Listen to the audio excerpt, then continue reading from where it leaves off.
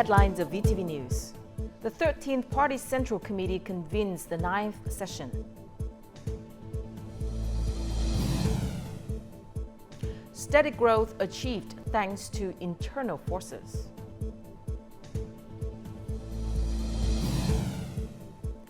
And later on in our world news, Russia and China high-level talks.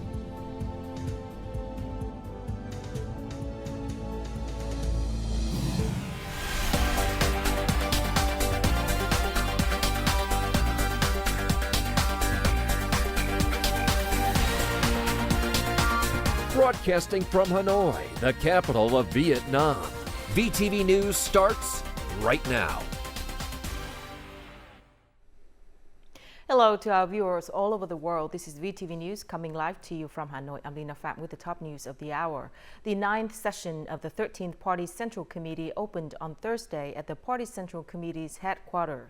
At this session, the committee will discuss preparing documents for submission to the 14th Party Congress, along with overall preparations for organizing the 14th Party Congress. Addressing the session, General Secretary Nguyen Phu Trong stated that Socio-Economic Subcommittee and the Subcommittee on Documents have urgently and seriously prepared the draft outline of the Political Report, Socio-Economic Report, and Report on Party Building and Implementation of the Party Charter. The subcommittees will consult the Politburo, then submit their findings to the Party Central Committee for consideration and comments at this session. Although it is only a draft outline, this is a crucial first step, guiding the quality preparation of documents to be submitted to the 14th Party Congress. We hope that the Central Committee will take the time to carefully study the documents, discuss, and comment on specific proposals stated in the draft report, especially the issues that need focused research and clarification during the document development process. Regarding the preparation for the 14th National Party Congress, General Secretary Nguyen Phu Trong stated that to unify direction, the Politburo needs to issue a specific directive. I hereby urge all Party Central Committee members to focus on clarifying the purpose, requirements, and content of party congresses at all levels. The personnel work of provincial party committees must be ensured, especially the ratio of young officials, female officials, and ethnic officials from provincial and city party committees who will be present at the National Party Congress. The 9th session's content is crucial for completing the political task of preparing documents for the 14th Party Congress. It also guides the preparation of party congresses at all levels, leading up to the 14th National Party Congress. Prime Minister Pham Minh Chinh chaired a meeting on monetary and fiscal policies on Thursday. He requested the continuation of monetary policy to ensure a balance between exchange rates and interest rates with a reasonable use of market tools. Additionally, he stressed the importance of not allowing exchange rates to disrupt the macroeconomy and inflation control.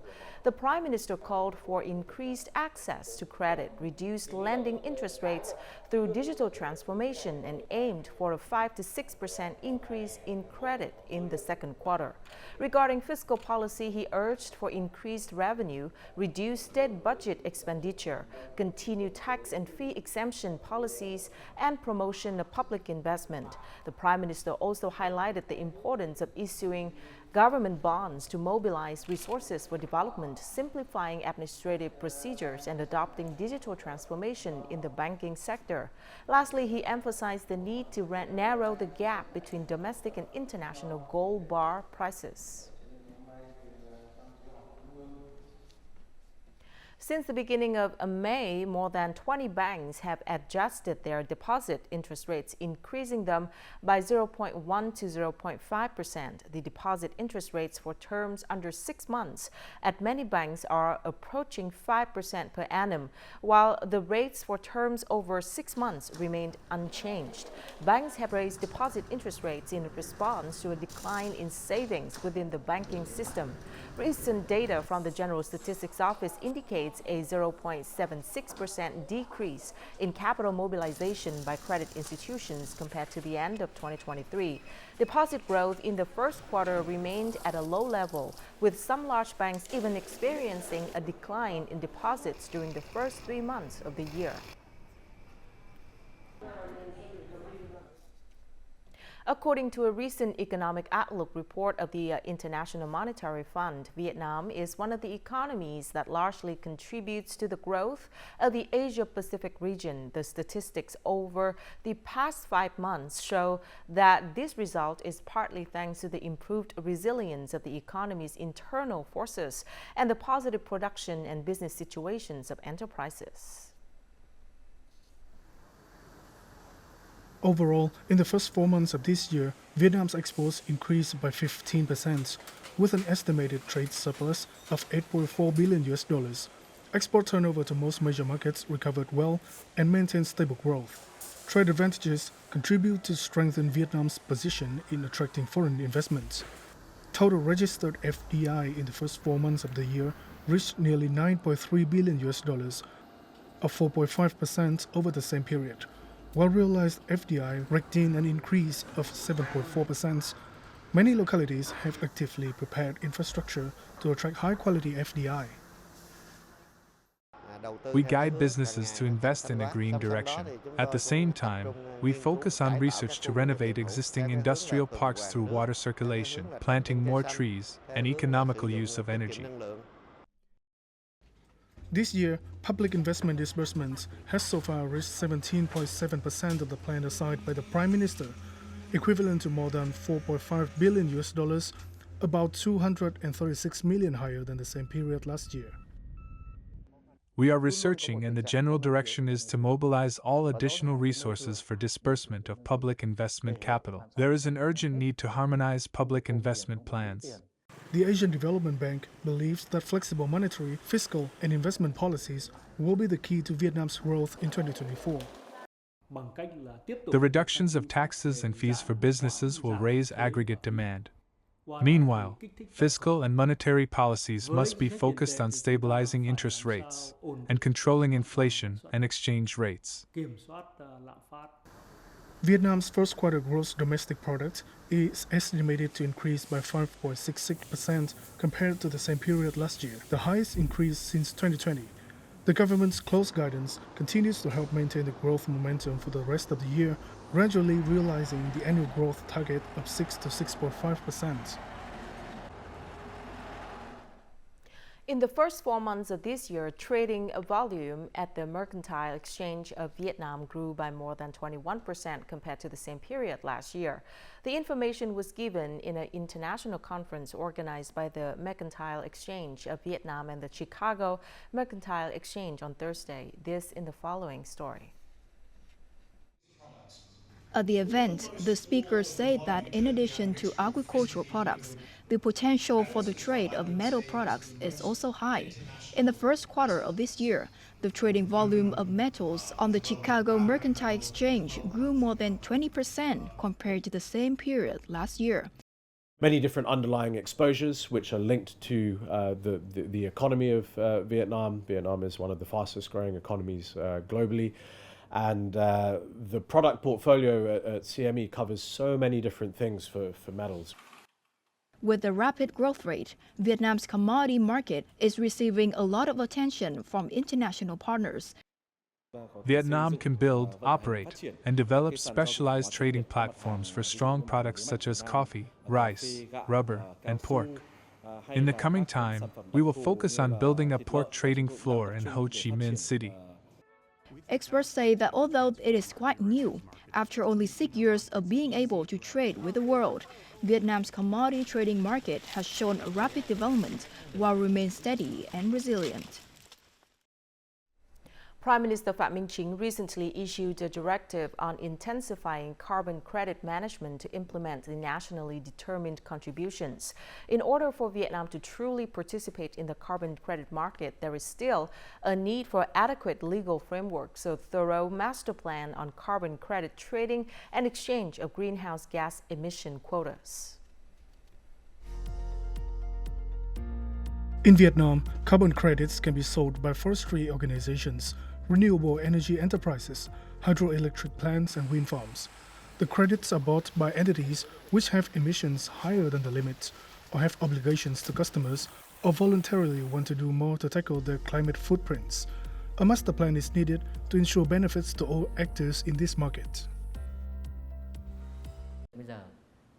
The carbon market in Vietnam currently operates on a voluntary basis. If there are no regulations, foreign businesses or organizations will buy all the credits we have, causing our domestic businesses to have to buy carbon credits in another country. That's not sustainable. Since it is not possible to calculate the supply and demand for carbon credits of domestic enterprises, it is difficult to make plans for the quantity of credits that can be sold internationally. Nearly 3,000 businesses must inventory emissions, but there is no specific guidance on how to inventory, what the criteria are, and who will evaluate that process. The lack of information on the inventory of emissions and emission reductions makes it difficult to form a carbon market, and also affects the quality and value of each carbon credit. Vietnam needs to have detailed regulations and build a technical system that meets international standards to be able to effectively monitor emission reduction activities. That's to prove to the world that our carbon credit is of good quality. The price of carbon credits could be reduced if their quality is not ensured by regulations. Therefore, developing a master plan as well as detailed regulations and instructions will help ensure the value of businesses' emission reduction certificates while promoting the effectiveness of carbon credit trading in Vietnam. Coming up next, ensuring health insurance benefits for ethnic groups.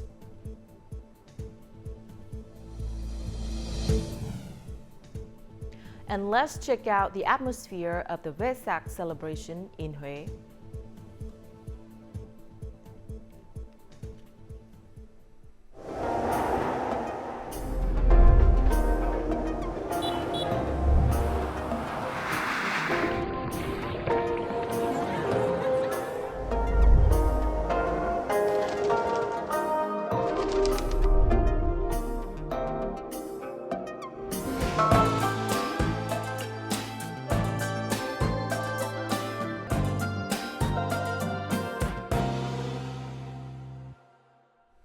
Welcome back to VTV News. Coastal erosion has been severe in the Mekong Delta in recent years. In Trà Vinh province, this situation is causing hundreds of households in Đông Hải Commune, Duyên Hải district to lose their homes and farmland. Every year, the Con Nhan Sea is eroded by more than 100 meters. Since the beginning of the year, the sea has encroached about 50 meters into the mainland. This has damaged 2 hectares of crops and directly threatened 70 hectares of production land. Additionally, more than 100 households located in dangerous areas need to be relocated. The cause of increased erosion is attributed to the impact of climate change, high tides, and rising sea levels. Vietnam's fruit and vegetable exports flourished in the first 4 months of the year, reaching a value of over $1.8 billion. This is an increase of more than 32% compared to the same period last year. However, according to businesses, drought and climate change in the Mekong Delta have reduced the export supply of many key agricultural products and fruits by 30 to 50%. Businesses and localities are finding ways to adapt and ensure an adequate supply of agricultural products for export. This export business has increased the purchasing of coconut and pomelo in raw material areas. It accepts high prices, long transportation, and preliminary processing time, and it negotiates with importers in foreign markets to extend delivery time. We inform our customers that the difficulties are beyond our control, causing a delay in the delivery of export orders. We do not compromise by purchasing raw materials outside the designated area or of poor quality. If there's no stock, you must negotiate with importers to accept smaller orders than before. With a smaller proportion of large fruits, it doesn't mean they won't purchase. The challenge is how to maintain quality. Localities have stated that they have stored fresh water and regulated irrigation to provide enough water for production. Farmers have also proactively dug storage ponds and applied economical irrigation methods. We have the advantage of having a local salinity preventing sluice gate, so we have fresh water to use. I also use leaf compost to cover the tree's base to keep it cool. I also do this by maintaining a little grass in my garden. We have partnered with businesses to create material zones. We also advised farmers to avoid the drought season and focus on other seasons. This ensures steady material supply for businesses. The Vietnam Fruit and Vegetable Association stated fruit and vegetable exports are predicted to set a new record. They are expected to earn about 6 to 6.5 billion US dollars, growing at a rate of 15 to 20% compared to the previous year. Decree number 75 has expanded support to include ethnic groups residing in communes that have recently emerged from challenging and particularly difficult circumstances in mountainous regions and areas inhabited by ethnic minorities during the period of 2021 to 2025. This inclusion enables them to receive financial assistance from the state budget. The Social Security branch in Gia Lai Province hosts communication sessions in local communes to raise awareness about the significance and benefits of health insurance card. Health insurance will help me feel more secure when I'm sick or when I don't have any savings. Thanks to health insurance covering 80% of treatment costs, the anxieties of the patient's family have been reduced. This patient has health insurance, so almost all expenses are covered. Patients are only required to pay 20% of the treatment costs. Without health insurance, this patient would have to pay several hundred USD per day for tests and medication.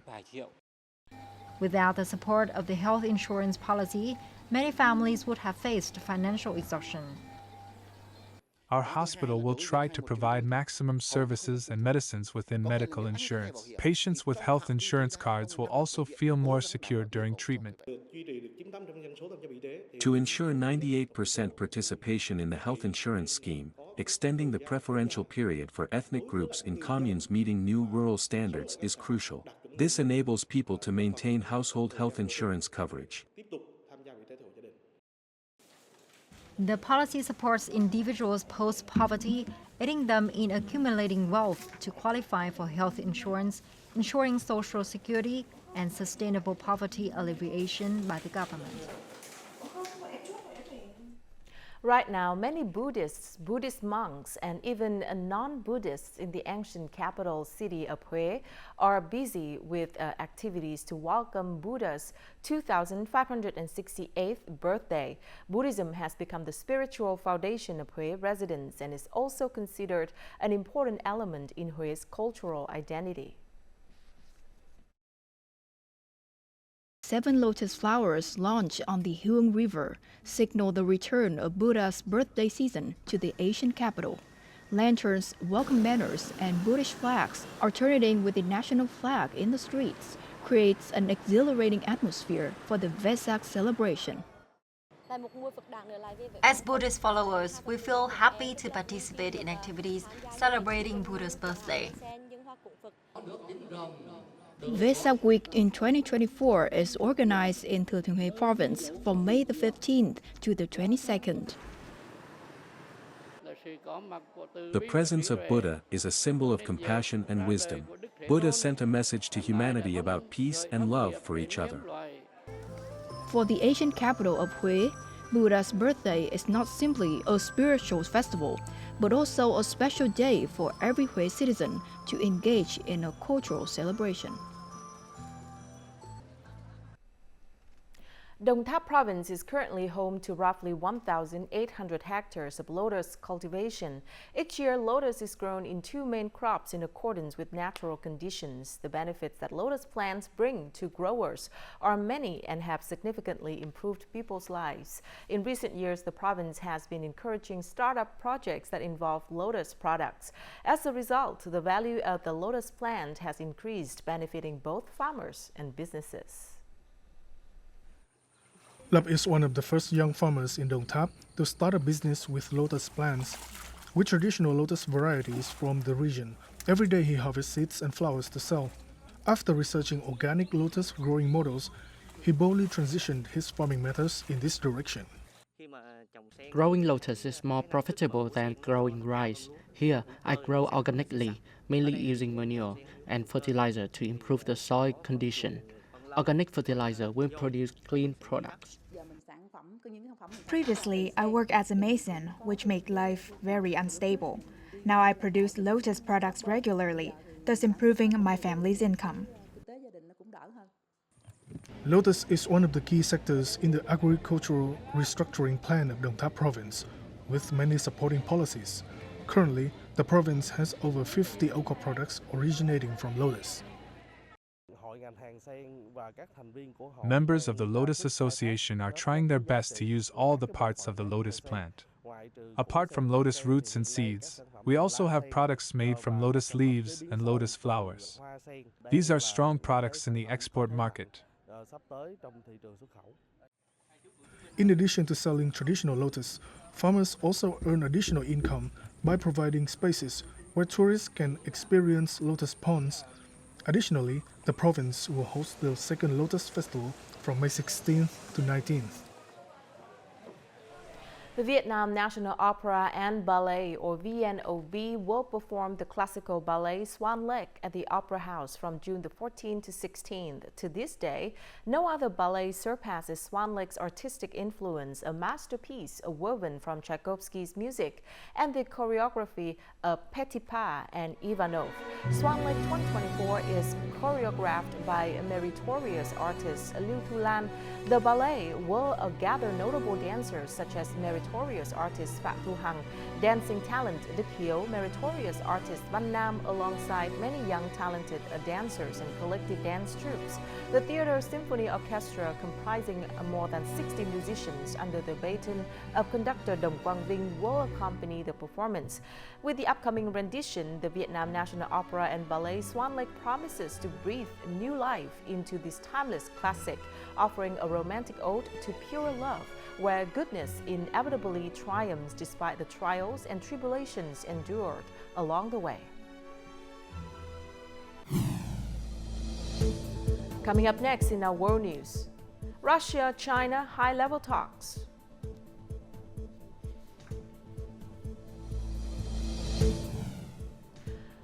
A barge hit into a breach pillar in Galveston, Texas on Wednesday, spilling oil into waters.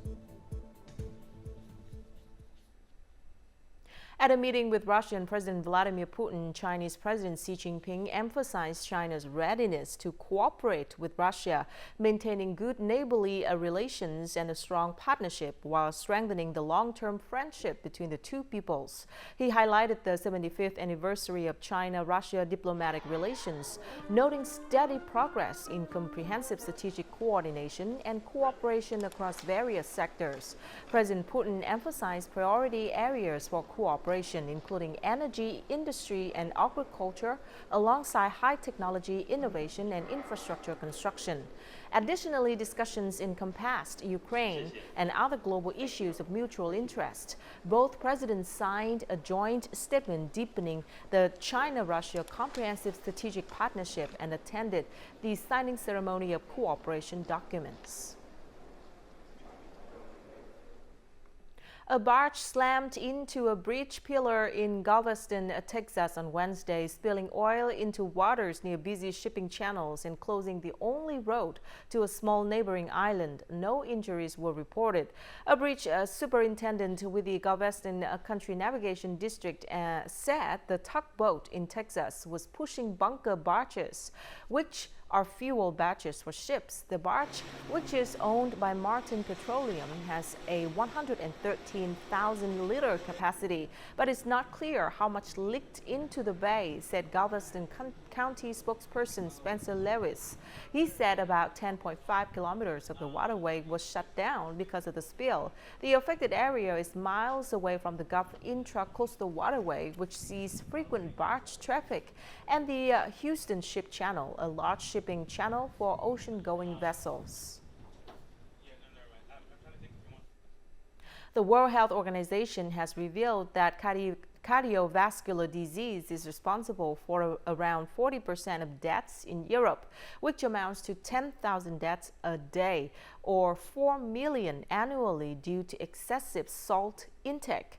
According to reports by Agence France Presse or AFP, 1 in 3 adults between the ages of 30 and 79 in Europe suffer from hypertension, largely attributed to excessive salt consumption.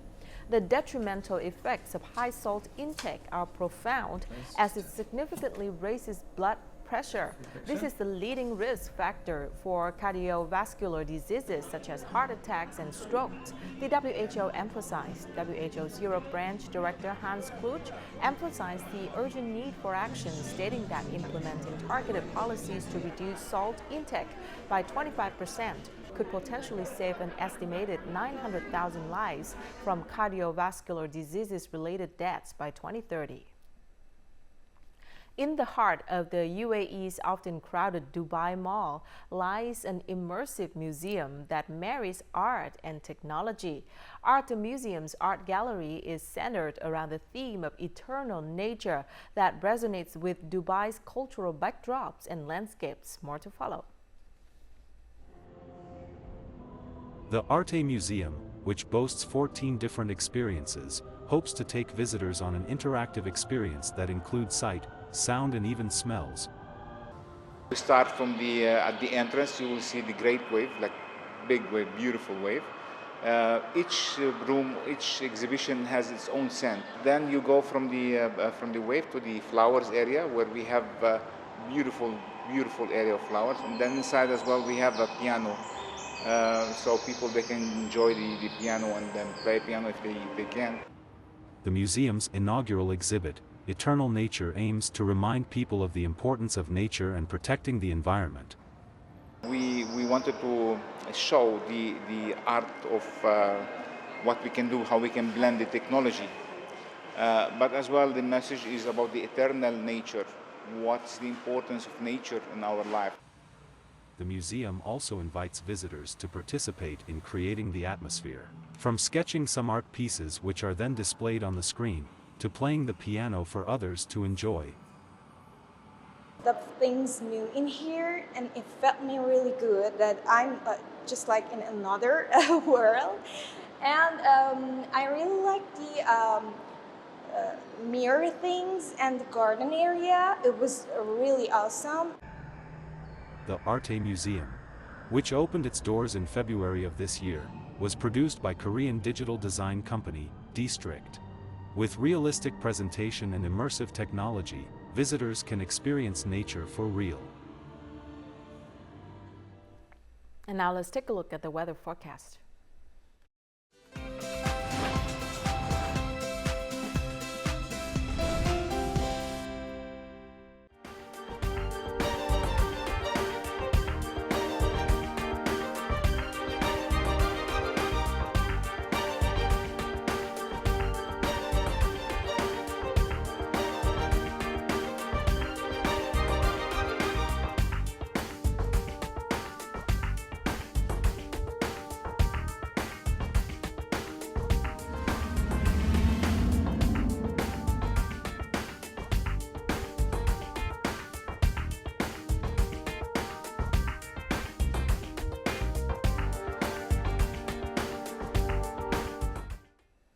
And that's it for this edition of VTV News. Thank you very much for watching. To rewatch our program, you can download VTVgo from App Store or Google Play, or tune in our YouTube channel at youtube.com/VTV4Go.